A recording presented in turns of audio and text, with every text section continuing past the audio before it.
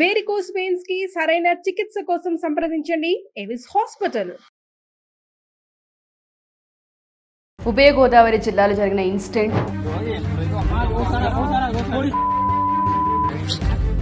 ఒక అబ్బాయిని అతి కిరాతకంగా కాళ్ళతో చేతులతో షర్ట్ చింపేసి మోకాళ్ళ మీద నిలబెట్టేసి ఇష్టానుసారంగా పైశాచికంగా అబ్బాయిని హింసిస్తున్నారని చెప్పొచ్చు.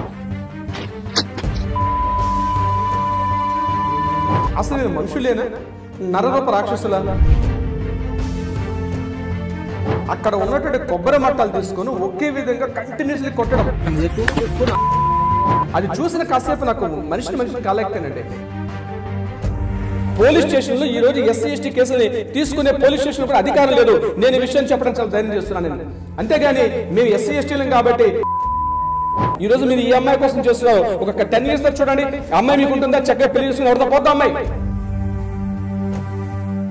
నమస్తే రవీంద్రనాథ్ గారు. నమస్తే అండి ఉష గారు. ఉభయ గోదావరి జిల్లాలో జరిగిన ఇన్సిడెంట్ మనకి ఇప్పుడు చూస్తూ ఉన్నాము. రీల్స్లో చాలా వైరల్గా మారిందని చెప్పొచ్చు.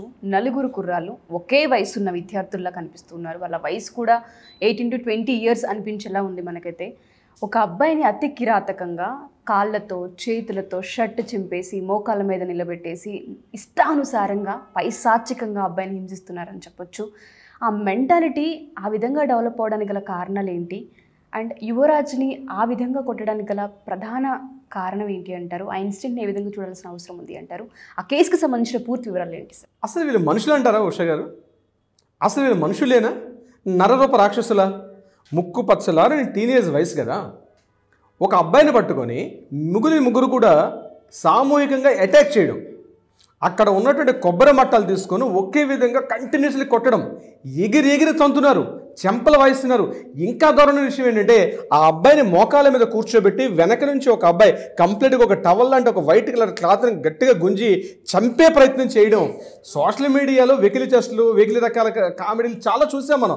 ఏదో రీల్స్ కోసం అని వ్యూవర్షిప్ కోసం చేయడం అని చూసాం, కానీ ఇది కూడా బహుశా అట్లాంటిదే అనుకున్నాం. కానీ తర్వాత తెలిసిన సంఘటన ఏంటంటే నిన్న సోషల్ మీడియాలో వైరల్గా మారినటువంటి మల్కీపురం సంబంధించినటువంటి కొంతమంది ఇంటర్మీడియట్ స్టూడెంట్స్ ఒక అమ్మాయి మీద ఏదో రాంగ్ మెసేజ్ పెట్టాడని చెప్పి 11 నెలల క్రితం జరిగిన సంఘటన సంబంధించి ముఖ్యంగా ఒక కులానికి సంబంధించిన కొంతమంది వ్యక్తులు మా కులాన్ని కించపరుస్తూ మా అమ్మాయిని ఇట్లా చేస్తామని చెప్పి వాళ్ళు ముగ్గురు కూడా కలిసి మూకుమ్మడిగా ఒక అబ్బాయి మీద దాడి చేసి అత్యంత పాశవికంగా కంటిన్యూగా కొడుతుంటే అది మీరు నిన్న పంపించేది ఈ వీడియోని. యాక్చువల్గా అది చూసిన కాసేపు నాకు మనిషిని కాలేకపోయానండి.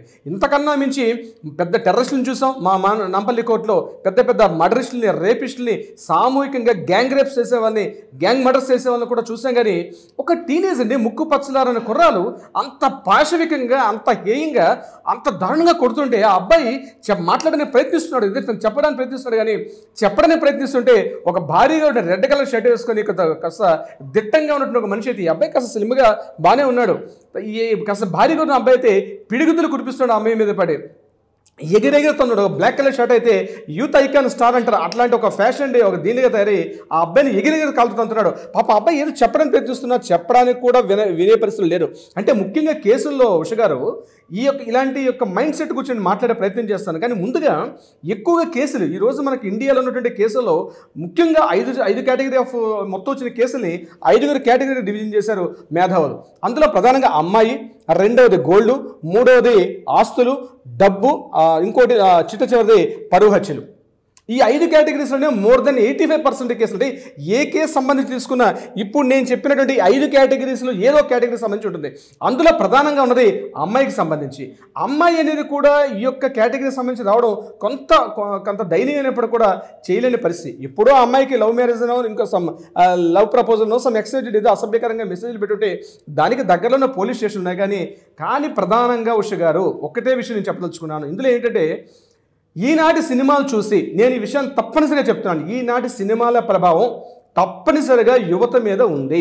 ఎందుకు ఈ మాట ధైర్యంగా చెప్తున్నా అంటే 80s 90sలో తన కుటుంబానికి కావచ్చు, తన వీధికి కావచ్చు, తన ఊరికి కావచ్చు, ఆ ఊరిలో ఉన్నటువంటి సమస్యలు ఇతివృత్తంగా తీసుకొని ఆ సమస్యల మీద ఉన్నటువంటి విలనిజం మీద ఇతను హీరోగా తన పోరాటం చేసేవాళ్ళు హీరోలుగా చలమనేటువంటి 80s 90sలో ఉంటే, ఇప్పుడు మోడర్న్ వస్తున్న సినిమాలన్నీ కూడా ఒక ఎర్రచందనం స్మగ్లింగ్ ఎట్లా చేయాలి, 10 మంది వాళ్ళు ఎట్లా పొడిచి చంపాలి, అత్యంత పాశవికంగా ఎట్లా కొట్టాలి, ఇవి సినిమా యొక్క ప్రభావం డెఫినెట్గా ఉంది. అదేవిధంగా రాజకీయ నాయకుల యొక్క ప్రభావం కూడా ఉంది. ముఖ్యంగా కోనసీమ అంటేనే అరటాకు, ఆప్యాయత, ఈ రెండిటికే ఒక మేళవింపు. ఈ రెండిటికి ఎగ్జాంపుల్గా చెప్పాలంటే కోనసీమ జిల్లాలో ఆప్యాయంగా పిలుచుకుంటారు, హక్కును చేర్చుకుంటారు.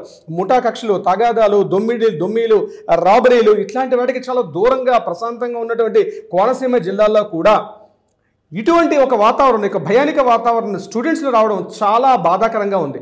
ముఖ్యంగా స్టూడెంట్స్లో ఇటువంటి ప్రవర్తన ఎందుకు వస్తుంది, వాళ్ళ ఆలోచన విధానం ఎందుకు మారుతుంది అంటే ముఖ్యంగా టీనేజ్ టు అడల్సెన్స్ వెళ్ళేటప్పుడు ఈ సైడ్ ఇన్ఫ్లుయెన్స్ బాగా ఉంటుంది. ముఖ్యంగా అమ్మాయిల విషయంలో ఒక అమ్మాయిని దృష్టిలో పెట్టుకొని, ఒక అమ్మాయి ఉంటే ఆ అబ్బాయికి లవ్ చేసేవాడు, ఆమెను ప్రపోజ్ చేసేవాడు, ఆమె ప్రేమ కోసం పరితపించేవాడు, ఆమె ప్రేమ కోసం ఏమైనా చేసేవాడు. వీలైతే ఆమె తన ప్రేమ తను చెందకపోతే పతాక స్థాయిలో అమ్మాయిని చంపేస్తాడు, లేకపోతే తన జీవితాన్ని తననే ముగించుకునే సంఘటనలు ఎప్పటిదాకా చూస్తాం. కానీ ముఖ్యంగా అంటే ఇప్పుడు సోషల్ మీడియాలో మనకి ఇది వైరల్గా వచ్చింది కూడా మాట్లాడుకుంటాం. కానీ ఇటువంటి సంఘటనలు అంటే ఇటువంటి ఇతివృత్తం, ఇటువంటి కథాంశం అంటే ఇటువంటి ఇష్యూస్ సంబంధించి ప్రతి కాలేజీ మాటను చెప్పడానికి సాధిస్తున్నాడు.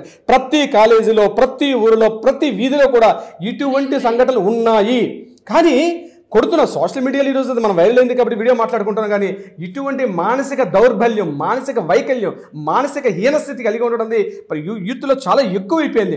అంటే ముఖ్యంగా వాళ్ళు తినే ఆహారపు అలవాట్లు కావచ్చు, ముఖ్యంగా వాళ్ళు ఆలోచించే ఆలోచన ధోరణి కావచ్చు. అంటే హీరోయిజంతో కొడతాడు, సినిమాకి వెళ్తారు. రీసెంట్గా మనకు వస్తున్న సినిమాలో చూసుకున్నట్లయితే ముఖ్యంగా ఇందాక నేను చెప్పినట్టుగా ఎర్రచందనం స్మగ్లింగ్ ఎలా చేయాలి, గ్యాంబ్లింగ్ ఎట్లా చేయాలి, గ్యాంబ్లింగ్ మీద కొన్ని మూవీస్, స్మగ్లింగ్ మీద కొన్ని మూవీస్. హీరోయిన్ ఇప్పుడు సినిమా అంటే మనకు అదే కనిపిస్తుంది. ఇప్పుడు సినిమా అంటే ఏంటి, ఎగ్జాక్ట్లీ మనకు దానికి సంబంధించిన ఇతివృత్తం మీద ఉంటుంది. ఇది తెలిసో తెలియక ఖచ్చితంగా వాళ్ళు ఇన్ఫ్లుయెన్స్ అవుతున్నారు. ఆ కొట్టే విధానం చూడండి, ఒక హీరోయిట్గా కొడుతున్నాడు. కానీ ఒక సినిమా ఆ సన్నివేశం చిత్రీకరించేటప్పుడు ఎంతోమంది ఫైట్ మాస్టర్స్, ఎంతోమంది టెక్నీషియన్స్ కలిసి ఒక సినిమాలో ఆ సీన్ని తయారు చేస్తే అంటే కామన్ సెన్స్ కూడా మర్చిపోతున్నారు.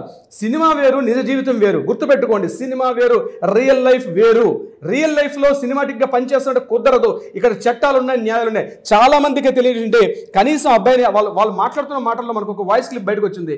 మేము వీలైతే మీద ఎస్సీ ఎస్టీ అట్రాసిటీ కేసు పెడతామని కూడా ఒక వాయిస్, మొత్తం రికార్డులో ఒక వాయిస్ వస్తుంది బయటికి. వీళ్ళు జాగ్రత్తగా వినండి. ఎస్సీ ఎస్టీ అట్రాసిటీ కేసు అంటే మీకు తెలుసా? అసలు తెలుసా what is meaning of SC ST atrocity?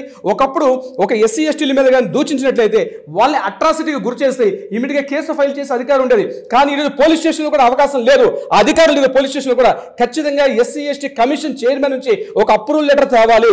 మీ సంఘటన నిజంగా జరిగినట్టుగా ఆ కమిషన్, ఎవరైతే ఎస్సీ ఎస్టీ కమిషన్ ఉంటుందో ఆ కమిషన్ యొక్క చైర్మన్ దాన్ని పూర్తిగా కన్ఫర్మేషన్ చేస్తూ లెటర్ వస్తే తప్ప పోలీస్ స్టేషన్లో ఈరోజు ఎస్సీ ఎస్టీ కేసుని తీసుకునే పోలీస్ స్టేషన్లో కూడా అధికారం లేదు. నేను ఈ విషయం చెప్పడం చాలా ధైర్యం చేస్తున్నాను నేను. అంతేగాని మేము ఎస్సీ ఎస్టీలం కాబట్టి ఇంతకుముందు ఎస్సీ ఎస్టీ అంటే వేరే కులస్తులు ఈ ఎస్సీ ఎస్టీల మీద అంటే వాళ్ళని పూర్తిగా సమాజంలో కిందకు తొక్కివేయబడుతున్నారు కాబట్టి వాళ్ళని కాస్త సామాజికంగా ఒక సాన్నిధ్యమని ఒక సదుద్దేశంతో పెట్టిన కేసుని ఈవెన్ ఎస్సీ ఎస్టీలు వాళ్ళ మీద వాళ్ళు పెట్టుకున్న కేసు సందర్భాలు కూడా ఉన్నాయి. దీని చాలా సందర్భాల్లో కోర్టులు కూడా కొట్టివేసే దీనికి సంబంధించి. కానీ ఆ వర్డ్ చాలా తప్పండి, అట్లా వాడడం అన్నది. అంటే నిజంగా జరిగితే దానికి మీకు పోలీసులు ఫిర్యాదు చేయాలి. పోలీసులు ఫిర్యాదు చేస్తే తీసుకోకపోతే దానికి చట్టాలు ఉన్నాయి, కోర్టులు ఉన్నాయి. ప్రతి వ్యవస్థకి ఒక సిస్టమ్ ఉంది. సిస్టమ్ ఫాలో అవ్వకుండా టోటల్ వ్యవస్థను నా చేతిలో తీసుకుంటా అవతలను కొడతాను, అబ్యూజ్ లాంగ్వేజ్ తిడతాను, కుదరలే పని. మీ బంగారు భవిష్యత్తు ఒక అమ్మాయి, ఈరోజు మీరు ఈ అమ్మాయి కోసం చేస్తున్నారు. ఒక 10 years చూడండి, అమ్మాయి మీకు ఉంటుందా? చక్కగా పెళ్లి చేసుకుని ఎవరితో పోద్దా అమ్మాయి? డెఫినెట్గా అవసరం నేను చెప్తాను. ఇట్లా కొన్ని 100 కేసులు చూసాం. ఈరోజు ఈ అమ్మాయి కోసం మీ పక్క స్నేహితుడిని మీరు కొట్టే ప్రయత్నం చేశారో ఆ కేసు అక్కడ తాగదు. ఆ అమ్మాయి చక్కగా ఓ 10 ఏళ్ల తర్వాత ఒక మంచి అబ్బాయిని చూసుకొని, మంచి సాఫ్ట్వేర్ ఇంజనీర్ను చక్కగా ఇన్కమ్ వచ్చేవాడిని చూసుకుని అమ్మాయి వెళ్ళిపోద్ది. చివరికి నష్టపోయేది మీ ముగ్గురే. మీ వీధిలోనో ఊర్లో ఉన్నటువంటి మీ 4 ఫ్రెండ్స్ తెల్లారితే మొహం చూసుకోవాల్సింది మీరే. కేసు లైఫ్ లాంగ్ ఫైల్ అయ్యే ఉంటుంది. ఈ కేసు లైఫ్ లాంగ్ ఫైల్ ఉంటుంది. ఎగ్జాక్ట్లీ మీరు చెప్పింది, ఈ కేసు లైఫ్ లాంగ్ ఉంటుంది. కేసు కొట్టే అధికారం కూడా లేదు. ఆ అమ్మాయి ఎక్కడో ఈ రోజు ఉన్న చట్టాలు దర్దంకు తీర్చే మన చట్టాలు కూడా ఆ అమ్మాయి పేరు బయటకు తీసుకొని రావు. బయటకి పేరు వచ్చేది మీరు, మీ పేరు బయటకు వస్తుంది. మీ మీద దొమ్మి కేసు, రౌడీ షీట్ ఓపెన్ చేస్తారు, అవసరం పీడీ యాక్ట్ ఓపెన్ చేస్తారు మీ మీద. మీ పేరెంట్స్కి ఎంత కంఠశోష. ఒక ఉద్యోగాలు వస్తాయా? ఒక ఉపాధి దొరుకుతుందా? ఒక బిజినెస్ పెట్టుకునే అవకాశం మీకు ఉంటుందా? ఎక్కడ మీకు ఎటువంటి ఉపాధి కూడా ఉండదు. ఆఫ్టర్ ఆల్ ఒక అమ్మాయి కోసం మీ జీవితాన్ని భ్రష్టు పట్టించుకుంటే మీ తల్లిదండ్రుల జీవితాంతం ఇలాంటి దరిద్రుని ఎందుకన్నామా అనే కంఠశోష పెట్టుకునే పరిస్థితులు ఎన్ని కేసులు లేవండి. ఈరోజు చూసినట్లయితే అన్ని పోలీస్ స్టేషన్లు కూడా ఇవే కేసులు. కాసేపు ఒక సంఘటన వచ్చేటప్పుడు ఆలోచించుకునే మానసిక స్థాయి పోయారండి ఈరోజు పిల్లలు. మానసిక స్థాయి కోల్పోయింది ఈరోజు యూత్. ఈరోజు మానసిక స్థాయి కోల్పోయారు. అమ్మాయి కోసం ఏదో అమ్మాయి కోసం వీడు పుట్టినట్టుగా, ఆ అమ్మాయి ఇది వీడిని ఉద్ధరించేటట్టుగా. ఆఫ్టర్ ఆల్ అంటే అమ్మాయి, ఆఫ్టర్ ఆల్ మీ లైఫ్ ఇంపార్టెంట్, మీ life very very most important. మీ లైఫ్ తర్వాతే, మీ తల్లిదండ్రుల తర్వాతే, మీ సిస్టర్స్ తర్వాతే, మీ బ్రదర్స్ తర్వాతే ఎవరైనా సరే. అమ్మాయి నువ్వు మంచి ఉద్యోగం చేసుకుంటే ఈ అమ్మాయి కాకపోతే దీని బాబులంటే అమ్మాయి మీ లైఫ్లోకి వచ్చే ప్రయత్నం మీరు అట్రాక్ట్ చేసుకోవాలి. మీ యొక్క క్యారెక్టర్ ద్వారా, మీ యొక్క ఉద్యోగం ద్వారా, మీ యొక్క ఉపాధి ద్వారా మీరు అమ్మాయిని అట్రాక్ట్ చేసుకోవాలి తప్పించి ఒక అమ్మాయి కోసం ఆఫ్టర్ ఆల్ మీ ముగ్గురు కలిసి కొట్టుకుంటారా? ఇది ఈరోజు సోషల్ మీడియాలో వచ్చింది కాబట్టి మనం మాట్లాడుకుంటున్నాం. సార్ అది ఎంత పైశాచికంగా అంటే ఆ పిల్లోడి షర్ట్ ఇప్ప తీసేసి, ఆ పిల్లోడి బెల్ట్ తీసేసి, మోకాలపై నిల్చోబెట్టి, ఒకళ్ళు పొట్టలో, ఒకళ్ళు చెంప పైన, ఒకళ్ళు తల మీద, అసలు కనీసం మాట్లాడే స్కోప్ కానీ అవతల పిల్లోడు ఒక క్షణంలో చచ్చిపోతాడేమో అని భయం వేసేలా ఉంది. ఈ సంఘటనలో కూడా అమ్మాయి ఈరోజు పేరు వచ్చిందా బయటికి? మల్కీపురం పోలీస్ స్టేషన్లో కేసు నమోదైంది. రేపు చట్టాలు వస్తే కోర్టుకి వెళ్తారు, రిమాండ్లోకి వెళ్తారు. రిమాండ్ ఇంకొక చూడండి, కర్మ తిరిగి కర్మ కొడుతున్నట్టుగా ఎవరైతే ఈ ముగ్గురు కుర్రాలు కొట్టు ఆ అబ్బాయిని హింసించారో, నిన్న సాయంత్రం ఈవినింగ్ ఒక అబ్బాయికి యాక్సిడెంట్ జరిగింది. అందులో ఒక అబ్బాయికి కర్మ మళ్ళీ రివర్స్ కొడుతుంది ఇక్కడే. ఆ అబ్బాయి ఏదో రోడ్డు దాడుతున్నాడ, పెద్ద వెహికల్ వచ్చి హిట్టింగ్ చేస్తే అబ్బాయి ఈరోజు హాస్పిటల్ పడున్నాడు. అందులో ఒక అబ్బాయి కూడా నిన్న ముందు రోజు చేసిన పనికి తర్వాత ఇమీడియట్గా రిటైర్డ్ కూడా కర్మ జరిగింది ఈరోజు. ఆ అబ్బాయి ఈరోజు పోనీ యాక్సిడెంట్ అని చెప్పి ఏమైనా కోర్టులు చట్టాలు ఏమైనా మినహాయింపిస్తాయా? ఏమి ఇవ్వో. అయినా మళ్ళీ నీకు ట్రీట్మెంట్ ఇస్తారు, నీకు బాగు చేస్తారు, మళ్ళీ తీసుకెళ్ళి పోలీస్ స్టేషన్ కుమ్మేస్తారు. నేను పోయి మళ్ళీ 14 రోజులు ఉంటావో, 20 రోజులు ఉంటావో, 30 రోజులు ఉంటావో, 90 డేస్ ఉంటావో నీకు తెలియదు. ఎంటర్ నీ త్రూఅవుట్ లైఫ్లో ఒక అమ్మాయి కోసం నువ్వు చేసిన హీరోయిజం కాదు. సినిమా హీరో 2 గంటలు చేస్తాడు, బయటకు వచ్చి కోట్లు సంపాదించుకొని బయటగా హీరో పోతాడు. కానీ నువ్వు ఆ హీరోని ఇమిటేట్ చేస్తూ నీ జీవితంలో కానీ ఇట్లాంటి పనులు చేసినట్లయితే నీ ఎంటైర్ త్రూఅవుట్ లైఫ్లో ఒక కెరీర్ ఒక మచ్చగా ఉండిపోతుంది. అది గుర్తు పెట్టుకోవాల్సిన అవసరం యూత్ ఉంది. ఈ యొక్క సంఘటన గురించి మనం మాట్లాడుకోవడం చాలా దయ్యం. ప్రతి ఇంట్లో కూడా తల్లిదండ్రులు చెప్పిన మాట వినకుండా ముఖ్యంగా ఎంత బలాదురుగా తిరుగుతున్న కుర్రాల్ని ఉద్దేశించి వీడియో చేస్తున్నాం. ఒక్కసారి వీడియో చూడండి. మీకు న్యాయస్థానాలు సపోర్ట్ చేయు, మీకు చట్టాలు సపోర్ట్ చేయు, మీకు పోలీసు యంత్రాంగం సపోర్ట్ చేయదు. చక్కగా సినిమాల్లో హీరోలుగా చేస్తారు, మళ్ళీ రాజకీయ వైట్ అండ్ ఫ్యాంట్ వేసుకుంటారు. మళ్ళీ రాజకీయ నాయకులు లేకపోతారు. రాజకీయ నాయకులు, ముఖ్యమంత్రులు, సీఎంలు, వీలైతే ప్రధానమంత్రి కూడా అయిపోయే అవకాశం ఉంటుంది. కానీ మీరు మాత్రం మీ వాడల్లో, మీ కాలనీల్లో మీరు ఒక రౌడీగా, ఒక దుమ్మికోరుగా, ఒక ముఠాకోరుగా మిగిలిపోతారు.